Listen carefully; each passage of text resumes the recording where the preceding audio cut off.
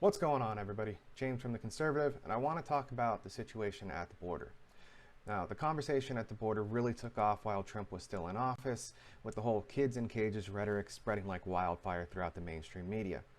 What has not been covered, however, is the kids in cages under the Biden administration. In fact, the Biden administration has gone so far as to order a media blackout around all coverage at the border. In this video, we'll look at some pictures from the border from a couple of weeks ago. We'll review some articles about the border situation that haven't been covered in the mainstream media as well. All the stories that I talk about today will be, of course, linked down in the comment section for you to take a look at on your own. After all, I do not want you to take my word for it. My hope is that you will do your own research. You will not take the mainstream media's word for it. You will not take my word for it. You will do some research on your own, because research is knowledge and knowledge is power. Do not let the mainstream media turn you into a sheep. Okay, so jumping right in, like I said, first, we're going to take a look at some pictures from the border from a couple of weeks ago. This is coming via Axios, and just want to, like I said, take a look at these pictures. We're not really going to read the article. I just want you to have these pictures in your mind, like I do, when we're covering the rest of these articles, so you can have an image in your head of what these places look like, what these people are going through while we're covering all of this stuff. You can see, obviously, they're on hard surfaces. They have very little mats here, the same foil blankets that Trump, was using and got so much flack for. At least, looks like they got a small little TV back there, these kids are wearing name brand clothing, so obviously the whole, poor and destitute, rhetoric that the mainstream media was spreading, at least for some of them, appears to not be so true. Obviously I can't speak to all of them, but the kids at least got name brand clothing on, so that's a positive, right? But again, like I said, just want you to have these images in your mind as we go through the rest of these articles. Okay, so moving right along. Biden to nominate Trump critic and Black Lives Matter advocate police chief to helm the CBP. President Joe Biden is set to nominate a liberal police chief who criticized Trump-era policies in the past to lead customs and border protection in the coming days. On Monday, the White House announced Biden's intent to select Tucson Police Chief Chris Magnus for the role as the administration continues to come under fire for its handling of the unprecedented surge at the U.S.-Mexico border. Magnus, one of 6 new picks by the administration, will need to be confirmed before he assumes his new post. The top law enforcement figure made headlines in 2014 when he stood alongside demonstrators in Richmond, California, and hoisted a sign that read "Black Lives Matter" during protests over the deaths of Michael Brown and Eric Garner, 2 black men killed in officer-involved shootings at the time. At the time, Magnus was the police chief for the city of Richmond, and his move drew ire from the local law enforcement unions, which insisted he violated a statute that forbids officers from engaging in politics while in uniform. He said, and I quote, "Sure, I would do it again, but I would like to be a little better prepared for the fallouts." That's what he said in reference to his protest at the time. My point for bringing up this article is I don't see how nominating somebody who was against everything that Trump did at the border and against most of his policies, and also supported a radical movement like Black Lives Matter, is going to bring in positive change down at the border. That seems like a little redundant, in my opinion. That's just my humble opinion, but it does not seem like this is going to be the correct person to move things in the right direction. Okay, so moving on to the next article. Biden administration is offering 4-month paid leave to federal employees who care for illegal alien children. So now we are incentivizing Americans that work for the federal government to take time off to care for illegal immigrants coming across the border. So now not only are we, letting them come in droves, we're also offering them a nice, wholesome family. Most of these federal employees are making decent to good money, and we're offering them a nice, wholesome family to live with for at least 4 months, and we're letting these people, these adults, these workers stay home with them every single day, which is more of a benefit than most of us citizens get. I mean, how many American citizens lost their job when kids couldn't go to school anymore? And now these immigrants coming across the border are just going to have live-in, free, full-time parents that, not biological parents, but you understand what I'm saying, right? Full adult care every day of the week, nonstop. I don't see how that's right, but The article reads, the Biden administration has offered thousands of federal employees 4 months of paid leave if they'll volunteer to help care for migrant children who have crossed the U.S.-Mexico border illegally. The administration emailed federal workers asking for help with unaccompanied alien children, or UACs, according to the New York Times. The desperate plea landed this week in the email inboxes of employees in government agencies like the Department of Homeland Security and NASA. Will you consider taking a 4-month paid leave from your job to help care for migrant children in government-run shelters packed with new arrivals at the border, the Times reported. The request to much of the federal workforce came from the Department of Health and Human Services, which is at the heart of a frantic effort by the Biden administration to keep up with a surge in young people crossing the southwestern border, hoping to reunite with relatives already in the United States, the paper wrote. Again, I don't see how a move like this is going to help reverse the crisis that is at the border. The complex situation that is at the border, right? Okay, so moving on. Unaccompanied minor crisis sparks fear of MS-13 resurgence. That's funny. McAllen, Texas. The number of unaccompanied children crossing the border is causing concern over the knock-on effects the wave will have on the U.S. schools and communities. The first surge of unaccompanied minors in 2014 was followed by an uptick in MS-13 gang violence in the areas where most of the minors were placed. MS-13 used the unaccompanied minor program as a recruiting tool, and vulnerable children found a home in the violent gang, often either by coercion or for a sense of belonging, right? I mean, you've got all these children coming over. They claim, I want to meet up with my parents who are already here, or what have you, my relatives. You know, we're not checking to make sure that that's true. We're letting these kids go. I mean, somebody comes and picks them up. They're from MS-13. Hey, here's all this money. Here's all these great things. Blah, blah, blah. We can keep you safe. We can keep you fed. I mean, how do most kids wind up in gangs, right? It's because of the allure, the money, the sense of belonging, the family feel, right? So we're causing this situation. We're creating a breeding ground for the situation by allowing these things to happen. Moving on, Texas is investigating allegations that unaccompanied migrant children are being sexually assaulted in San Antonio. Governor Greg Abbott on Wednesday called for the federal government to close a San Antonio facility housing unaccompanied migrant children after he became aware of allegations of sexual assault.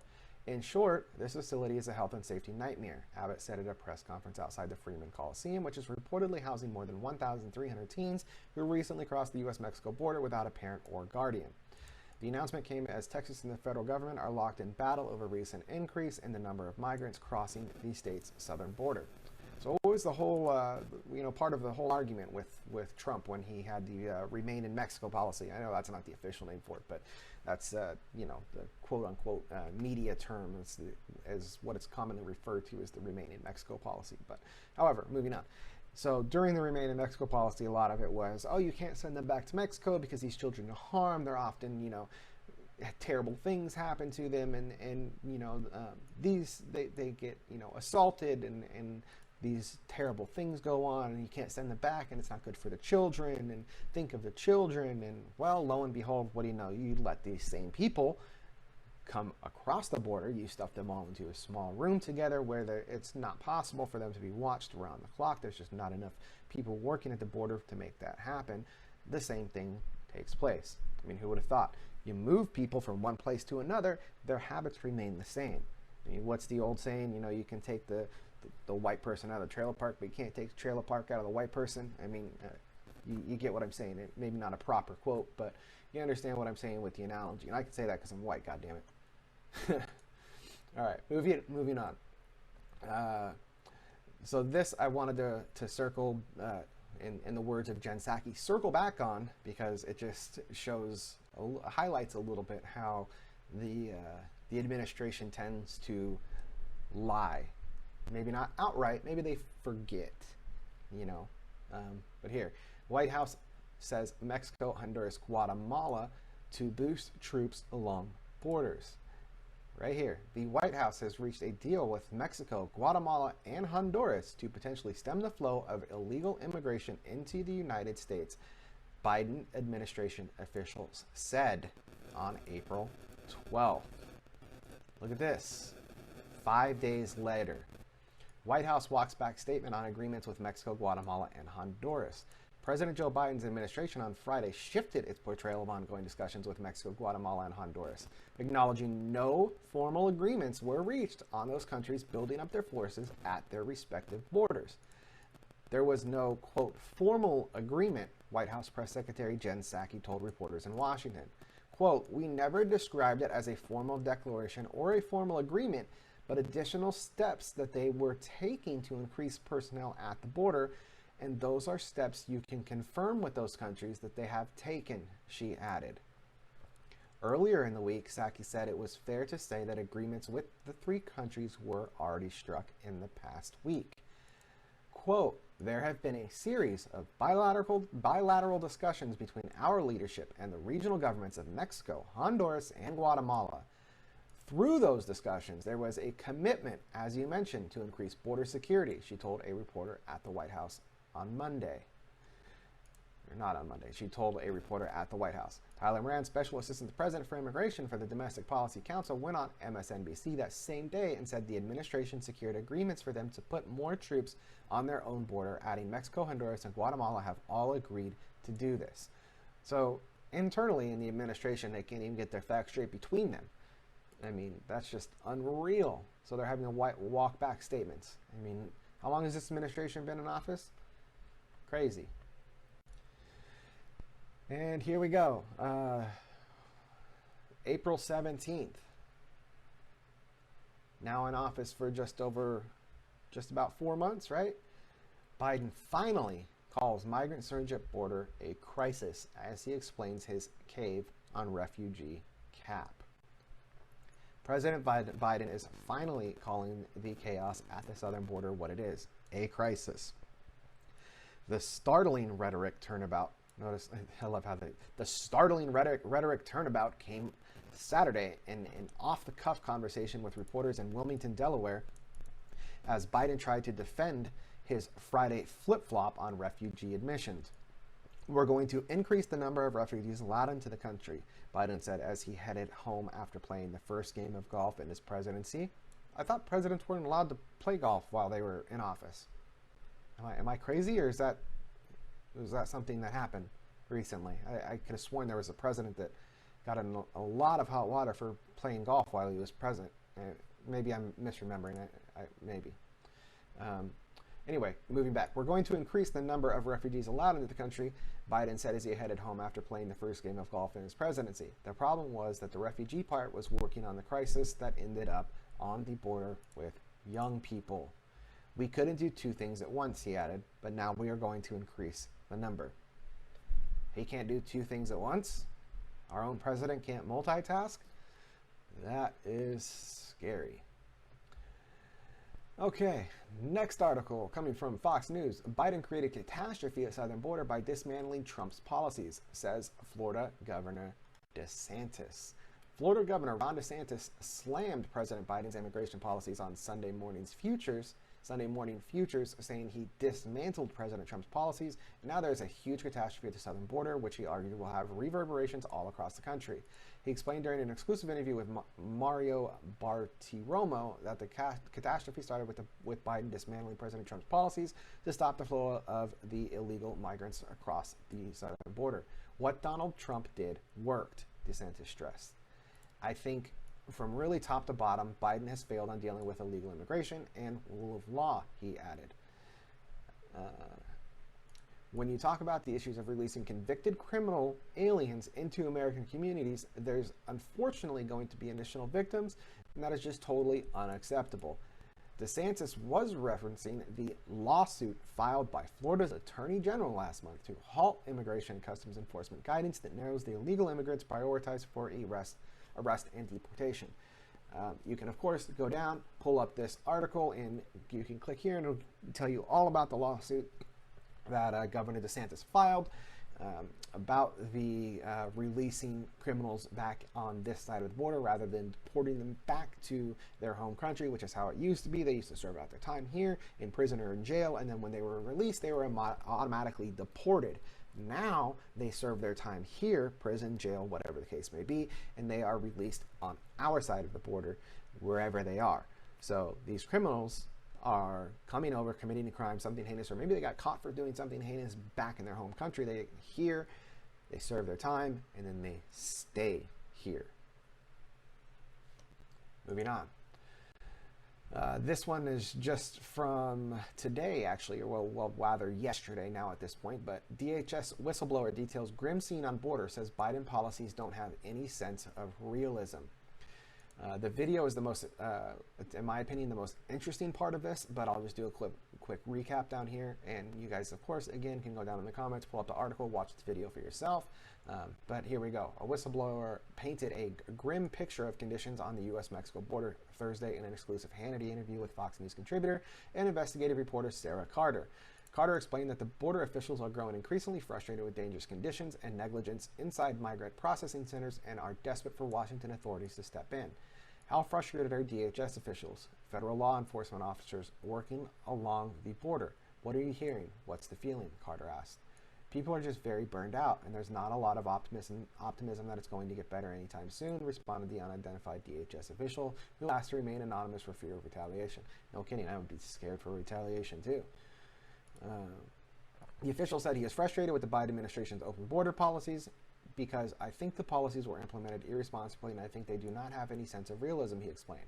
The people that implemented them, because they are not down here and haven't been here, they do not have significant law enforcement background. This is all something that until you have done this job or you have actually had some feedback from people who have, you are not well equipped to handle the human capital involved in working this. Carter's investigation took her to Tijuana, where she described seeing migrant camps that were overcrowded, filthy, and inhumane. The biggest concern among employees and observers is the health of migrant children, Carter said, who have often traveled a long distance alone and are now cramped inside tents with hundreds of others. The Border Patrol agents say they feel like they are the last leg of the smuggling operation, and they are angry with Biden's border policies, she explained. Right? I mean, that's kind of been the overall theme that's been coming out of the Border Patrol recently. Is a lot of the articles are saying they feel like they're now taking part in human trafficking, because that's basically what they're doing. They're the last part, and they're, hey, you guys can stop here, rest for a little bit, and then boom, there you go. You just hop right into the country, no problem. It's getting a little ridiculous. I mean, alongside the other stories, like if they were living in New York during the pandemic and they lost their job, undocumented workers can now claim $15,600 just by walking in and applying for it. If you're an undocumented worker, an illegal immigrant, you lost your job during the pandemic, which I don't know if you're an undocumented worker how you would prove that you were working in the first place, but anyway, if you can prove that you lost your job during the pandemic, they'll give you $15,600. You know what the best part about this whole program is? When you sign up for the money, you are automatically registered to vote. Isn't that nice? They took care of that for you. You're already registered to vote. You don't even have to worry about it. They'll just send you a ballot in the mail, and you can vote for whoever you want to vote for. I mean, certainly getting $15,600 isn't going to influence who you vote for, right? No, I mean, that would never happen, right? Okay, moving on. This one coming from the Hill. Arizona governor declares state of emergency, sends National Guard troops to the border. Arizona Governor Doug Ducey has declared a state of emergency and is sending 250 National Guard troops to support local law enforcement at the border with Mexico. The move makes Arizona the first state to declare an emergency as the Biden administration seeks to control the influx of migrants at the border. In record remarks, Ducey blasted President Biden's handling of the surge, saying the administration was totally divorced from reality. I said last month that the Biden administration is totally divorced from reality, Ducey said. Now at times it seems like they fully understand the reality and they're putting their heads in the sand and trying to ignore it anyway.